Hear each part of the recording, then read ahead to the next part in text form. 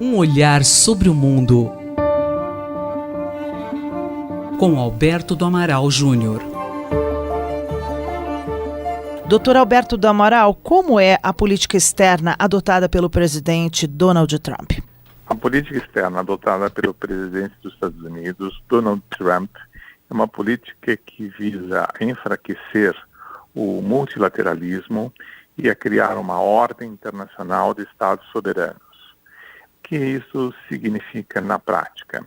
Significa na prática que no segundo pós-guerra, os Estados Unidos, que constituíram a grande potência vitoriosa, o grande conflito mundial entre 1939 e 1945, procurou edificar uma ordem internacional.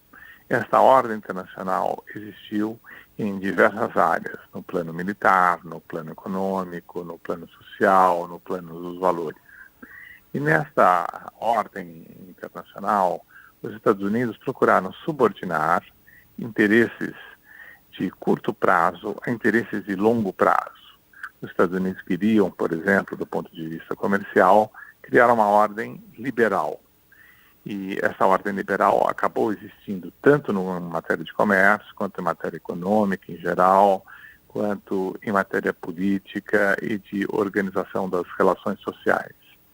E para subordinar os interesses de curto prazo aos interesses de longo prazo, os Estados Unidos tiveram que fazer algumas concessões, como, por exemplo, aceitar, durante um curto espaço de tempo, o protecionismo no continente europeu, ou seja, os países adotavam medidas para proteger as suas economias nacionais. Mas essa ordem liberal foi uma ordem construída no segundo pós-guerra, segundo os valores dos Estados Unidos, segundo a hegemonia do dólar e segundo a hegemonia norte-americana no plano mais geral. E esta foi uma filosofia reiteradamente praticada pelos presidentes norte-americanos no segundo pós-guerra.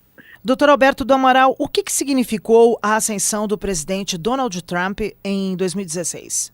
A ascensão do presidente Donald Trump ao poder em 2016 significou uma alteração radical nessa visão dos Estados Unidos da ordem internacional. Porque a ordem internacional foi baseada, no segundo pós-guerra, em instituições multilaterais.